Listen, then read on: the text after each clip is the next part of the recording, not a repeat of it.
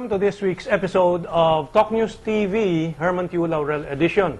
And well, as consumers and commuters, you know what importance these issues have in your lives, especially this week, the week of bus strikes.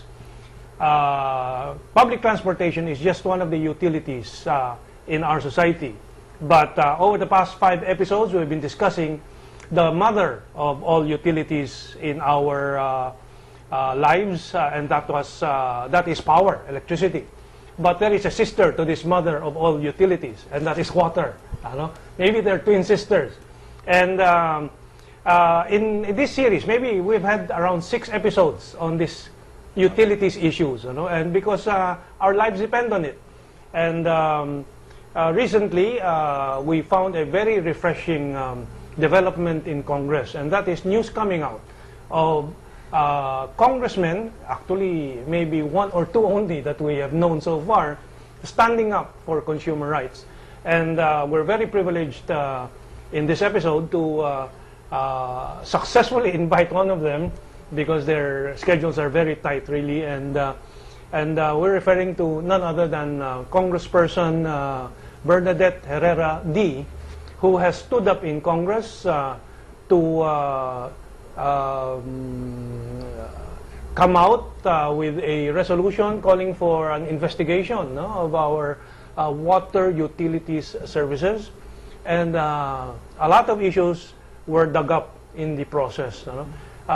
In electricity, we've been talking about refunds, billions and billions of refunds. Here in water too, we heard and we have read that maybe there's a 1 billion peso amount that should be refunded, and maybe there will be more.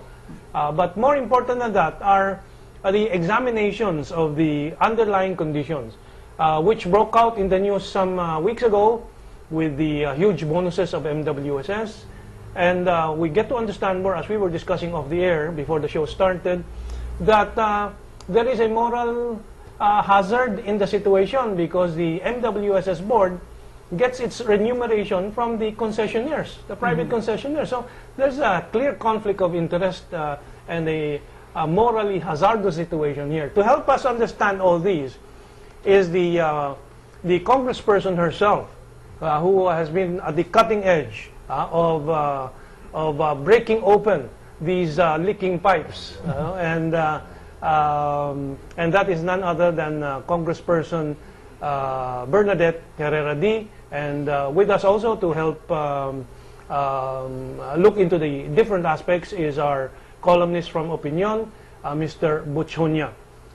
So without further ado, let me go to Congressperson Herrera D. And before we go into this nitty-gritty of the water issue, Bagong Henerasyon is your party list. Is this the first time Bagong Henerasyon has run for a position in the party list in Congress? Yes, hello Dito. Thank you for having me here in your show.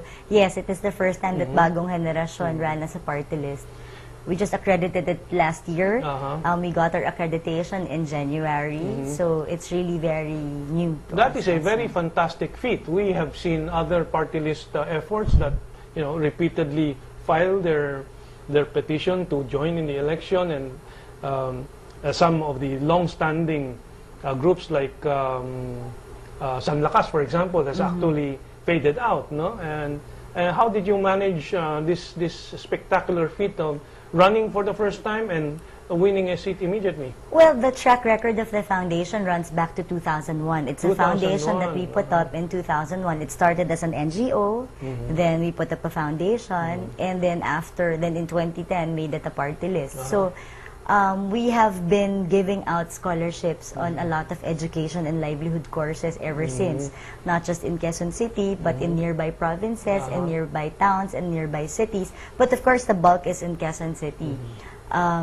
So I think, having the track record, and then when they see it, they read it, they know that it's true. There are a lot of testimonials of what the foundation has done throughout the years, then you build credibility through that. Do you come from a political family? No, we don't recall any Herreras, except for Alice, whom you're not related to. Wala po. I'm the first in the family.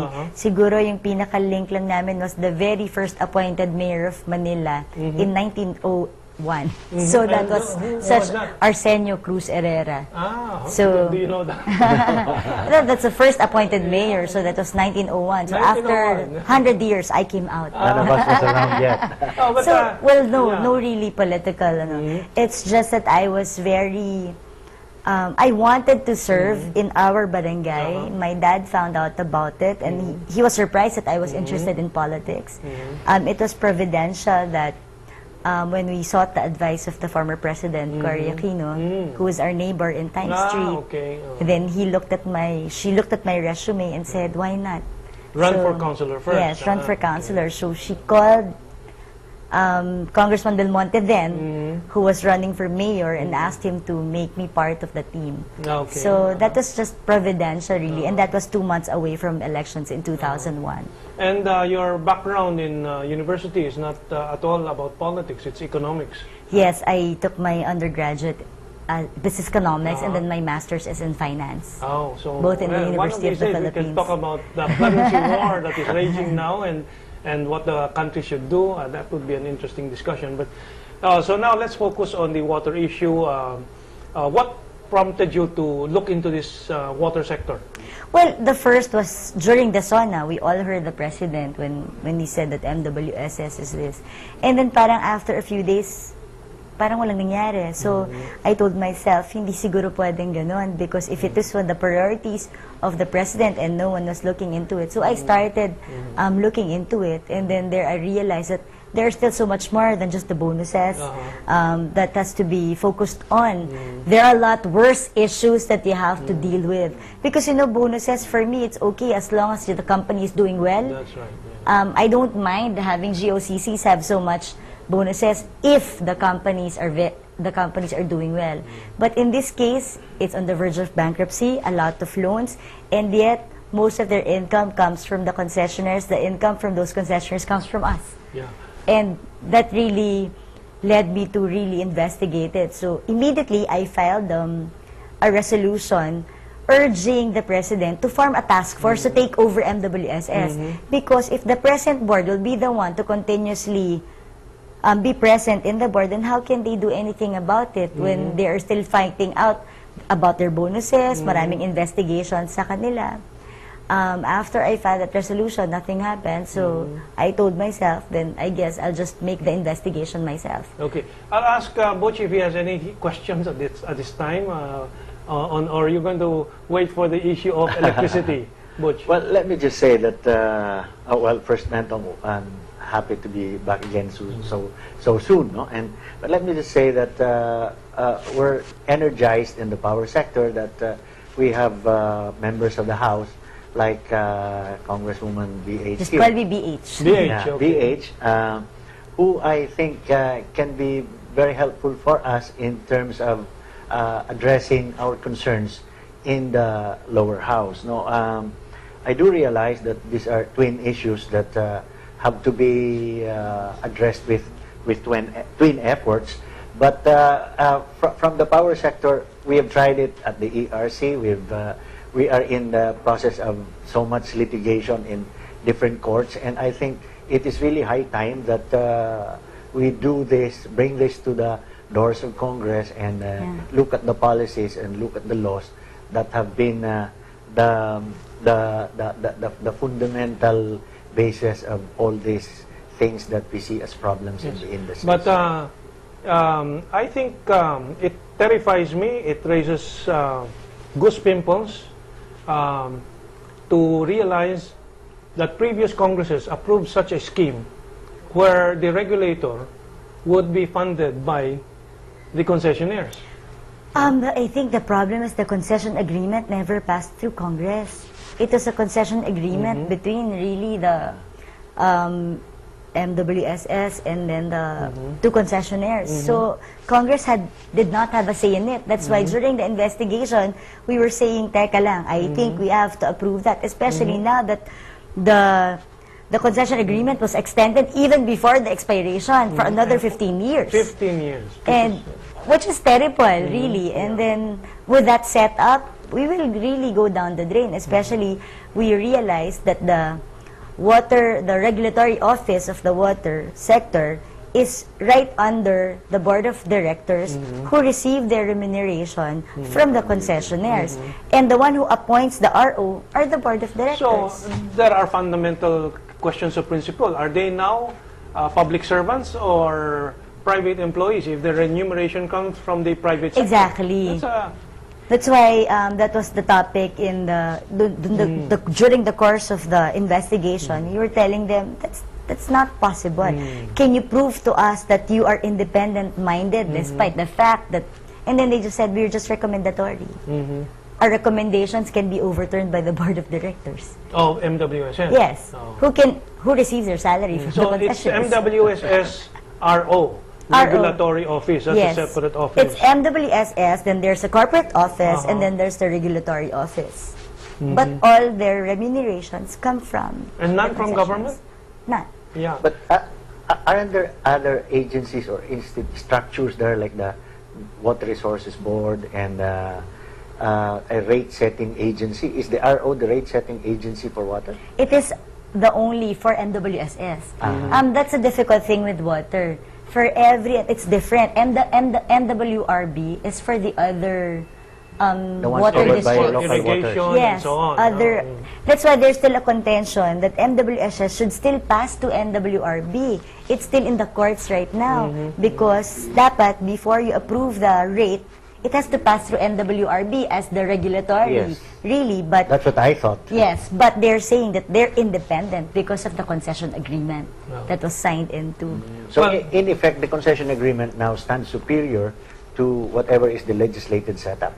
Parang gano'n ang nangyayari. Which because, is an anomaly, because how can you be superior to the law-making body? and then it's, they've always been saying na hindi pwedeng makailam ang gobyerno doon sa concession agreement na yun between the two. because it's a private Because it's a private agreement, thing. which is again anomalous. Well, because actually- the public interest is paramount, Of course. even over any kind of private interest. Kaya ngayon nga yung sinasabi ko sa kanila na how can you protect us? As regulatory office, kami dapat ang kinaaawaan nyo at kinakampihan nyo. At hindi dapat sila. Sounds familiar. The Energy Oo nga Regulatory po Board. eh. Kaya nga nung I was reading up on energy, sabi ko, grabe, parang, it's really talagang twins. That's right, Twin issues talaga siya. Because, ang sinasabi ko nga sa kanila, paano yun kung hindi natuloy, which has been happening, pag hindi natuloy yung pinropose na projects ng mga concessionaires, and we have been paying it, That's right. what's gonna happen now? And then they said it can be replaced by another project. Sabi ko, di ako as concessionaire, I can just submit to you a very sweet deal. Precisely. A sweet business plan because you will allow me to change it after 5 years na at the course of it, hindi namin nagawa yan kasi wala kaming water right. So pinalitan na lang namin ito, mas mahal ang ginastos namin dito. But hindi niyo pinusisi yun eh. You did Actually, not approve it that. also happened in the power industry during the time when new power players were coming in, and then there is a rule in, I think it's even in IPRA, which says that for new power to come in, it should be superior in technology or efficient in terms of cost. So in other words, it has to be a better cost than what is currently in the market. So what they would normally do is come in with a contract that is below market level, and then right after it is signed, do the change orders and readjust the figures. So the customers, the captive customers, and paying up more than what is actually the least cost supply that is available in the market. And after the first hurdle, passing through that requirement na mas mababa than current market, after that, open season. Tuloy-tuloy na lang. I've been writing about this issue for years now, and I read in one of the reports that the rate increase has been around 700% in the past 10 years. For water? For water. It's Yes. 300, well, it started at 4 pesos for Maynila, then it's now 30, and then Manila Water is 7, and now it's 37. So it's about more than 300% increase. But if we go back further, I think In when it was Nawasa's time, Nawasa's yeah. time, Okay, yeah. it was 2 pesos and Yeah. even lower. So, but one news report put it at 700, even 350. Yeah. I mean, it's still huge. It's still huge. Can you say that we are really being that we are really paying an overpriced Yeah, water? I would say. And it really amazes me that when they ask them if they can lower it, they tell me, we're the lowest in Asia. Who cares? If you can still lower it, why not do so? Well, I dispute that because they're saying we're lowest in Asia. We're not. I can produce the figures then. Well, I'm so excited Yes, because I have parliamentarians for water in Korea this last week of November, and it's my time to really compare what's happening in other water industries in other Asian countries. And it's amazing that they say that we are the lowest, but the fact is they have been charging us a lot of projects that has not been implemented. Yes. So maybe just a few so that Yes, please. I wanted to go into in that. 2003, the Wawa Dam was inserted in the business plan. That's a 732 million project, which was never implemented. And they've been collecting. They've been collecting since 2003. And then in 2008, natanggal na si Wawa Dam. Napalitan naman ni Laiban Dam. Up to now, we're still paying for that. And we all know that Laiban Dam is like very impossible to implement at this point. Okay. Or if it will be implemented, we read in the papers that it was San Miguel who's eyeing to do Develop that. it, So how come we are paying two concessionaires when they're getting somebody else to do it? So what's gonna happen now to what we are paying with the Laiban Dam? The Angat reliability, this is the 15 CMS that we have to replace because Angat water, we got already the allocation of the irrigation farmers in Bulacan. The 15 CMS that's supposed to be for irrigation in Bulacan, we are using it for domestic water supply here in Metro Manila. They have been collecting that since 2008. We have been paying for that up to now, but there is no project for a new source of water. What about this sewer? That's the 10%. All of us, Yes. since the beginning, have been paying 10% environmental charge. And this is supposed to be where the sewerage pipes have to be put in place. That's right. Ever since the start of the concession agreement. In the concession agreement, it's very clear na dapat at this point, malaki na ang percentage na nakakabit na pipe sa atin. They said they are just at 12%. Well, It's a very far cry. I can tell you, in front of my house in Sikatuna, they have dug up the road, pavement, the road, and there are no pipes yet. I hope they take care of it soon enough because the road is simply all destroyed. Well, we're going to take our break in a few seconds, and do we have a figure more or less how much these charges amount to now that is just lying idle and they're probably earning interest here? I've been asking for that. We will be meeting again in a week's time. They'll submit their position papers. I've given them questions and asked them to compute how much they have collected ever since then. Because amazing, even the regulatory office do not know. Kasi daw, buo daw yun. Say ko, ba't ko gagawing buo yun? I mean, diba? And they break it down because that's how it should be. Well, what is very clear is that public interest has been sacrificed through the past 10 years of this process of privatization and whatever it entails. Well, we're going to take our break and we'll be back more on this issue of water and even electricity and maybe your commentaries on the concerns of consumers today, from buses to other issues. Okay, let's take our break.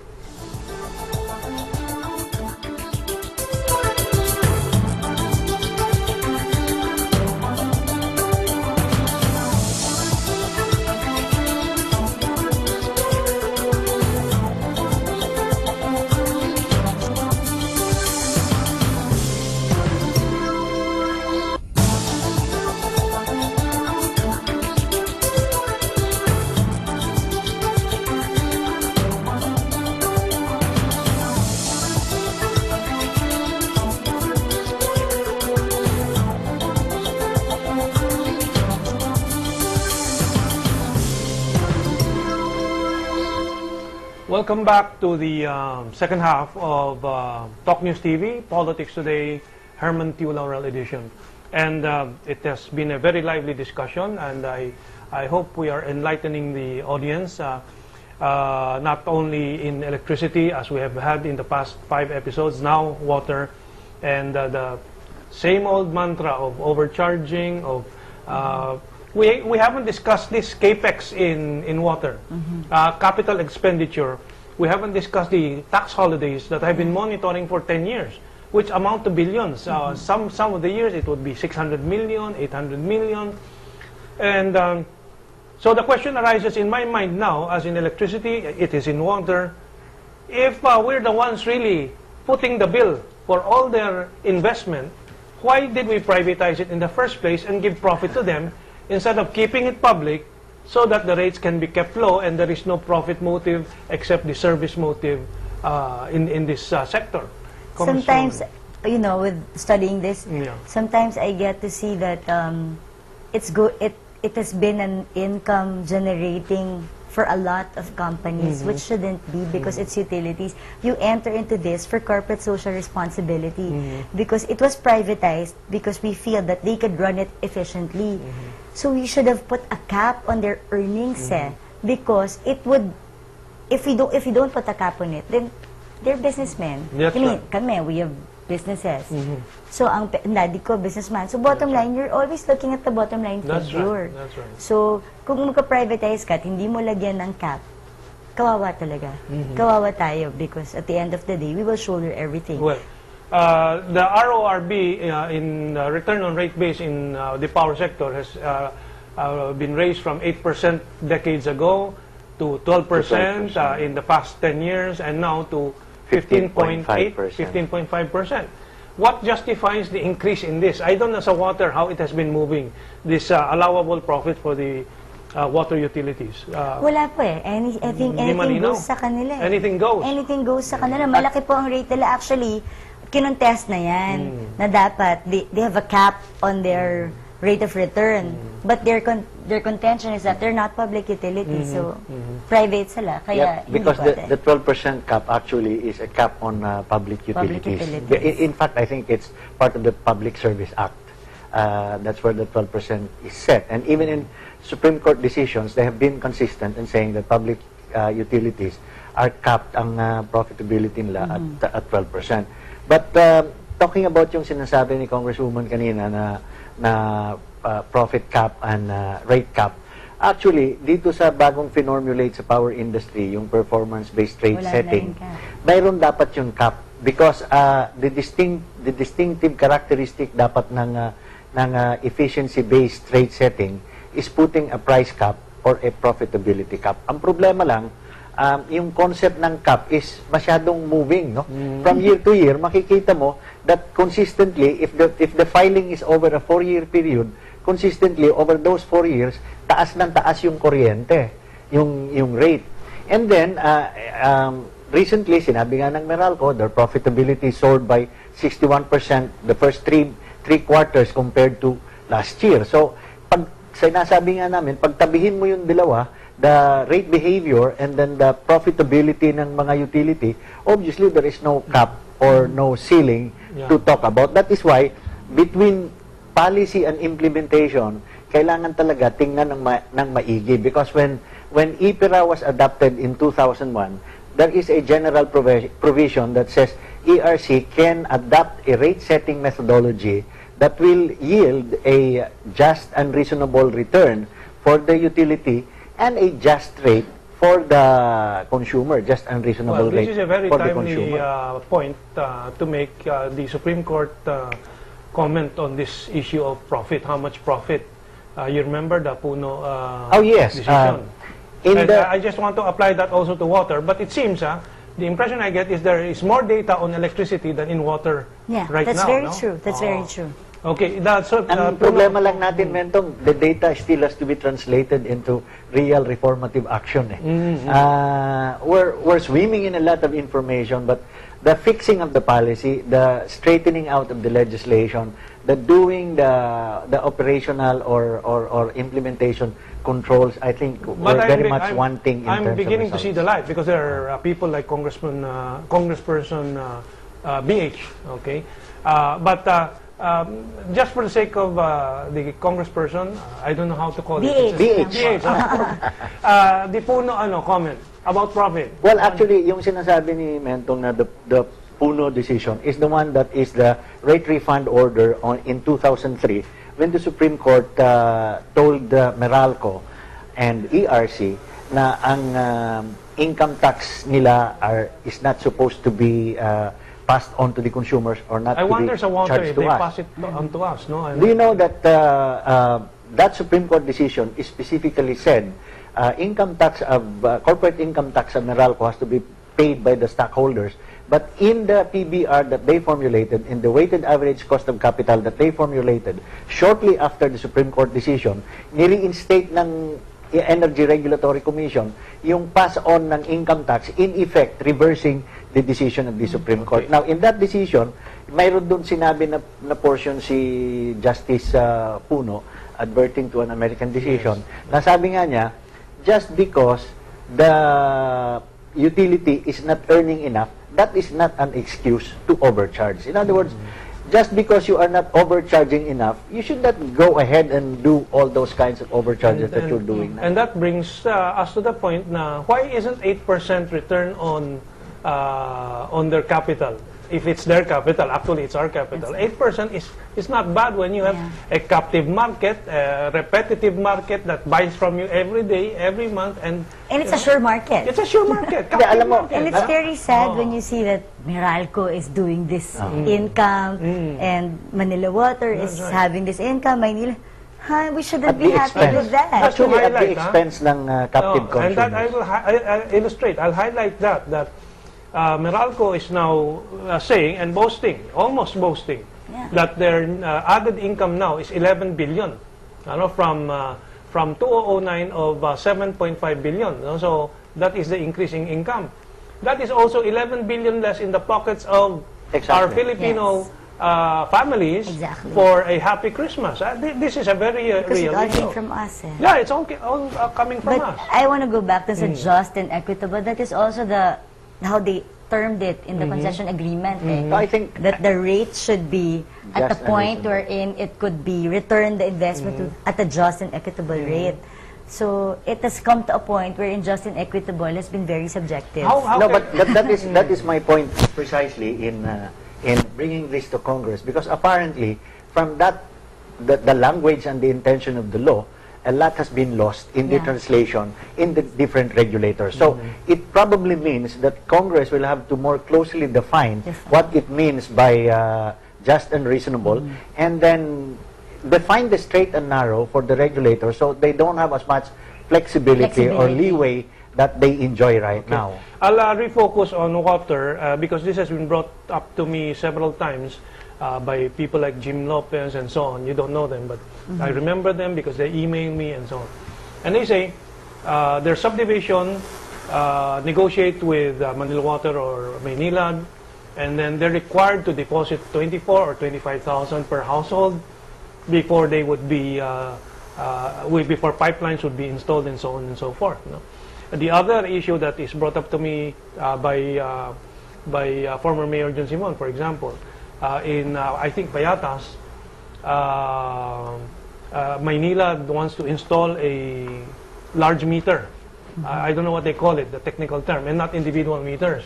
But that is where you charge they charge the highest rates, the high volume users. So that means the squatter people individually will be paying at the highest rates. No, Because I think they want that the cooperative will start distributing the water to the houses. But then I even think that's what if that they is the wanted to system, then achieve. but they will also be paying at the highest rate. Yes, No, because but- our subdivision used to be like that, and then the losses of all the pipes that's old would eventually be covered by us.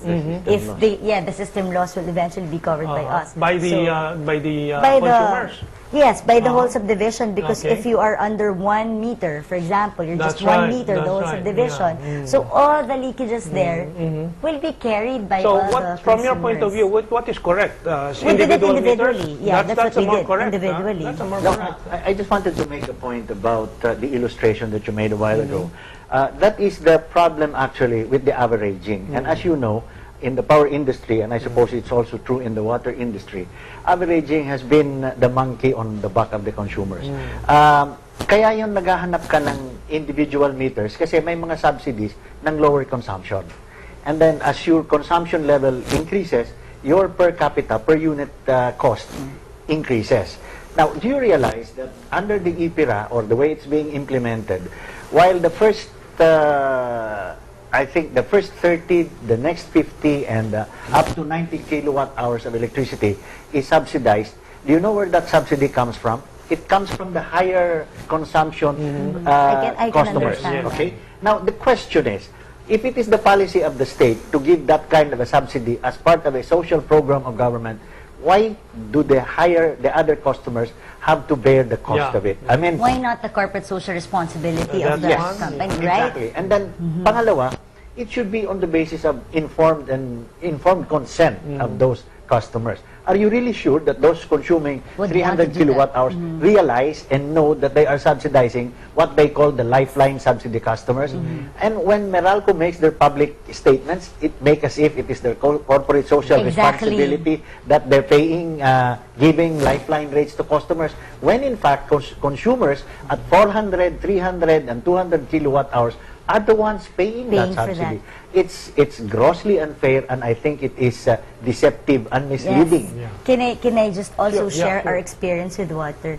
You know, when I was a counselor, I was very happy when, for example, Manila Water in Maynila would have patubig sa barangay, patubig sa ospital, lingap, eskwela. You know, I was very grateful na, wow, ang bait niyo naman, because, you know, you give this schools potable water, you fix their classrooms, you fix their toilets and all that. Then when I was studying the water, it was part of the rate rebasing exercise.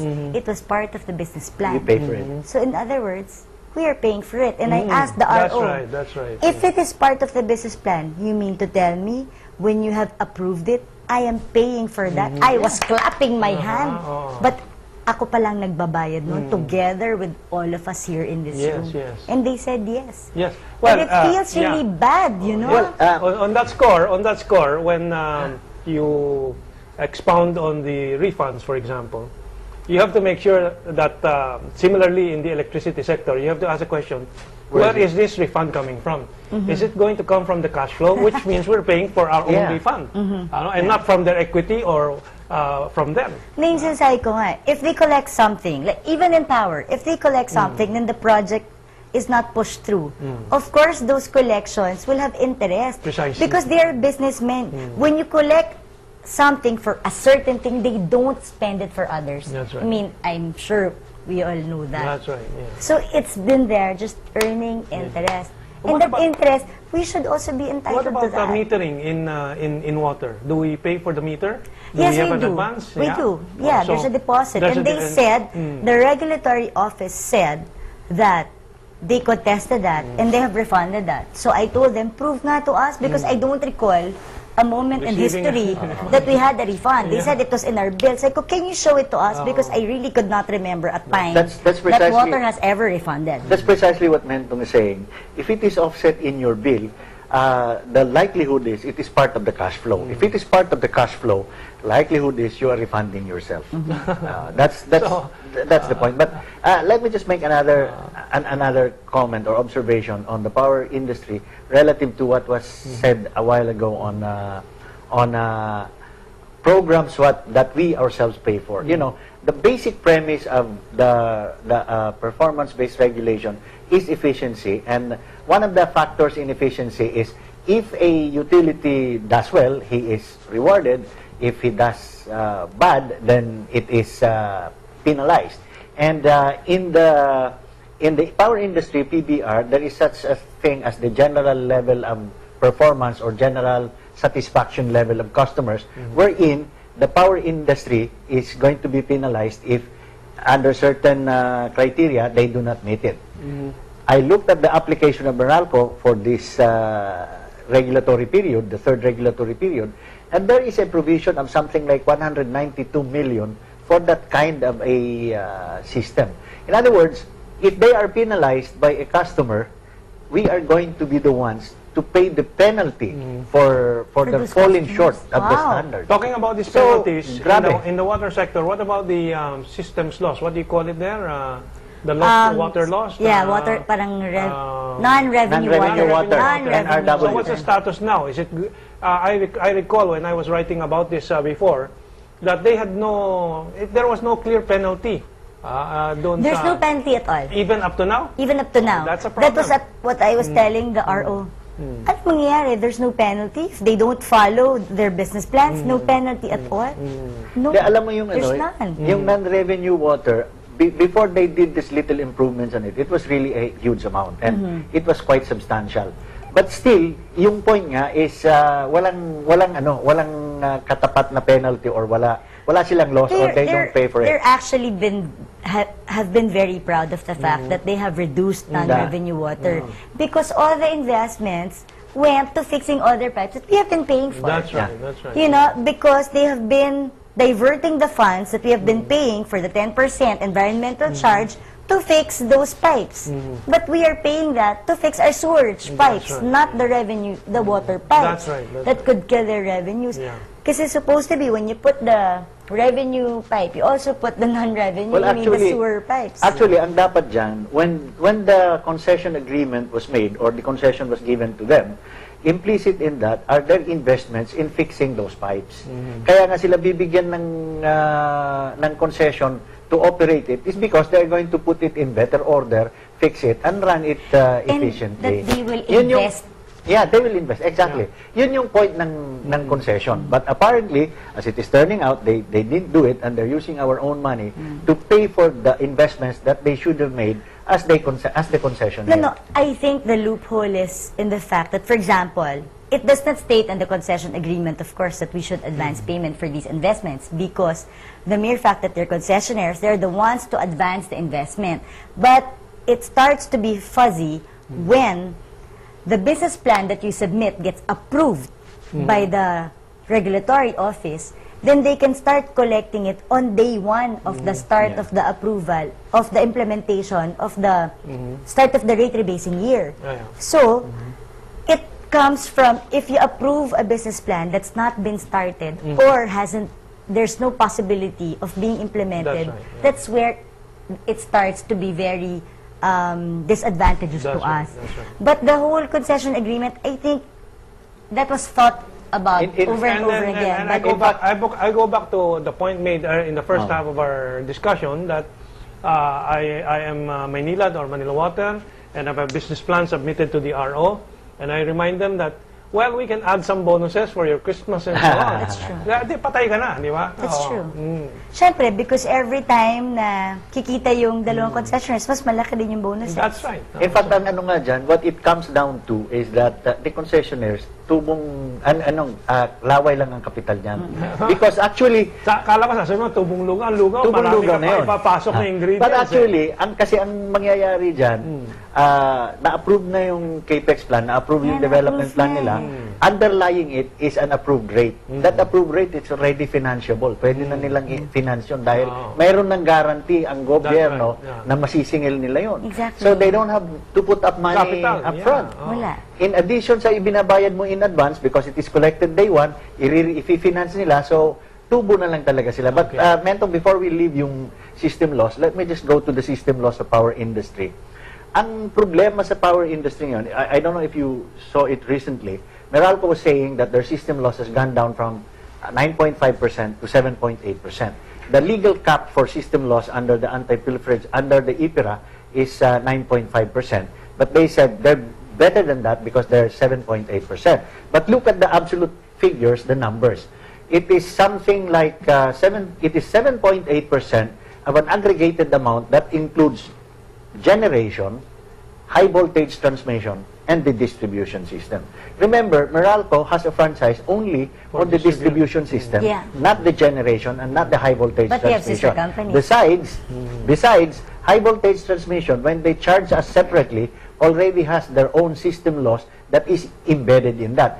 And the worst case is the generation. Can you imagine paying a system loss in the power that is generated at the plant of the generation company? And remember, that is about 50 to 60% of your retail cost. So I did some pencil pushing, and the 7.8% that they claim comes up to about 38%. Wow. 38% if the amount that they collect is only based on the distribution cost. Okay, we have 3-4 minutes remaining in this discussion. Of course, this is not sufficient. We'll have to come back to this elaborate Byzantine problem, no? Kasi although give me 30 seconds to say that this is not just a Philippine phenomenon. This problem with water and electricity and other privatized utilities. It was a plan hatched 30 years ago in the globalization process. It has happened in India, in Bolivia, very highlighted cases of controversies there. But we're now at the end of our program, and let's put all of these under the umbrella of consumer concerns. And I think BH has started, I think, a process where more of these issues can be opened up. Water, electricity. I wanted to get a 30-second reaction on the public transport problem. Do you have any ideas on this? We just experienced this bus strike. Have you looked into this? No, actually, because I was so engrossed in this other at thing. the end of the day, it's all about yung ngayon naman nila is, the EDSA, That's right, the EDSA thing, and it was really very maluwag in EDSA yesterday. Yeah. But again, 30 or 40 seconds. In 1991 or 92, I had a proposal to Elfriend Cruz of MMDA at that time. One way to reduce traffic is mandatory school busing within the entire Metro Manila, especially for the exclusive bus schools. Because if you compute economically and space-wise, demographically, one car with 1 or 2 students cannot equal a busload of standing room pa in terms of economic efficiency and so on. No? But ang sabi, we can't do that. Magagalit ang mayayaman sa atin. So these are issues. Again, consumer and public welfare issues. Huh? May I just go back on that, no? Because basically, it all boils down, we lack planning. Because I remember we were discussing in MMDA about the new LRT and MRT7 that's going to be put up there. When they put up the MRT here in EDSA, they did not decrease the number also of buses. So, syempre, when you put up a new mode of transportation, because you want to declog, you have to coordinate with LTFRB, with the... So that the buses will be minimized, because that's your whole point, and this did not happen. Okay. So it's planning at the end of the day. So we'll discuss this again at some other occasion, because we have a minute left, and that's for our guest, BH, to tell the people whatever she would want to tell them. Anyway, thank you for having me here, and it made you realize that twin issues of water and power. I hope the consumers also will follow on this. Let us not be happy when our corporations that we've been paying electricity and water has been doing a lot of money, because we have been paying for that. So I hope that you can follow the issues and concerns here, so that you can help us lobby for this. We could be successful in what we want to achieve, to lower our power and water rates here in the country. And in lowering those basic utilities, spur the economy back into life. With that, maraming salamat, Congressperson. Thank you po. And thank you. Our regular guest also and columnist, Junia. At maraming salamat sa inyo. Mabuhay ang bayan natin. At mabubuhay yan kung tayo ay laging handang lumaban para sa ating mga karapatan. Okay, thank you, and we'll just have to schedule another occasion for the other Parang ang bilis lang yun.